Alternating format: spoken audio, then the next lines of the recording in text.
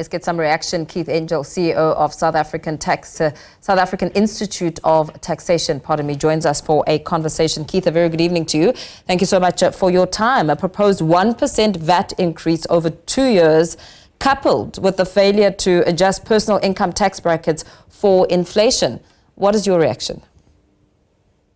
Well, I think what they did is they modified what they did in February, but not by a lot. I think the real problem, again, is we have an expenditure problem, and we're not willing to adjust the expenditure. So they basically carved back on the social side. They kept the other things going. And then instead of getting 60 billion, they're kind of looking toward the high 20s, early 30s. And to get there, what they did is they just froze all the personal income tax rates, which somehow people think is okay. But really what you're doing is you're losing out to inflation. And then you're getting a little bit of a VAT increase to get a little bit more money there, followed by another 0.5. I think, the idea of a review, I'm doubtful that's going to turn anything. So they're really trying to disguise a 1% over time. That's all they're really doing on that side. So I think the bottom line is better than the other February budget, but the fundamental problem is we're not shifting course. And that's what I think most of the economists and the business community will say, that until you shift course, you're just going to keep coming back every year doing the same thing. Yeah, because, if you have to ask how the lack of inflationary adjustments to personal tax income brackets for the second year running will now impact consumer finances, what kind of effect are we talking about here? Well, it's a different one. You see, the bottom line is you have to live with what you did before. So as all the prices come up, your taxes are the same. So you're in the same tax position you were the prior year, but all of your money is worth less. And therefore, you find that you're being squeezed, but you're not quite sure why. Whereas a VAT increase, you can see it. But ultimately, they're the same thing. And the bracket changes really affect basically the working middle and the working poor. And our problem is that we're overtaxing our working middle and our over poor. But here, he doesn't need Parliament's consent to carry on as before. One of the problems that we have in our system is we don't automatically adjust for inflation. And so when they adjust for inflation, they say they're giving us a gift. But it's really not a gift. It's something they should be doing. What kind of approach do you think the minister could have taken here?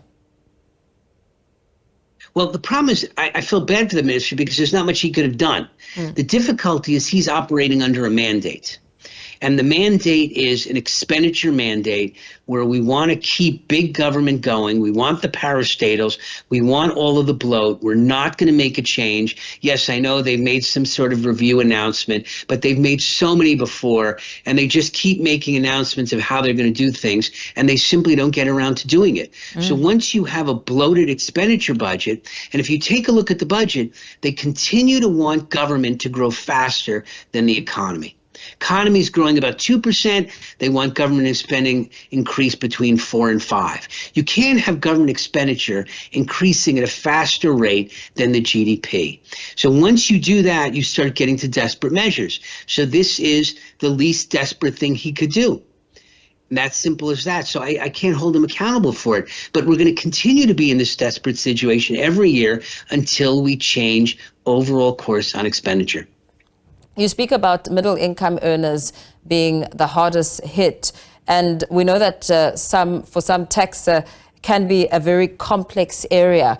What kind of approach should one be taking now when it comes to their tax affairs? Well, I mean, the bottom line is, if you want to keep away from the 0.5% VAT, well, the bottom line is you have to spend less. And, you can get some benefits by savings. That can help you. But your basic tax situation overall remains unchanged. You're not going to be able to do that much more. And one of the problems for the working middle and the working poor is there's not a lot of tax structuring options for them. And the ones that are there, you take a risk, like taking a car allowance, or you can take PBO deductions. But those really, they're not designed as structuring things. The only thing you can possibly do is save. But if you have less money, it's harder to save. Yeah. So, the plans of restructuring and adjusting, that's for the rich, unfortunately.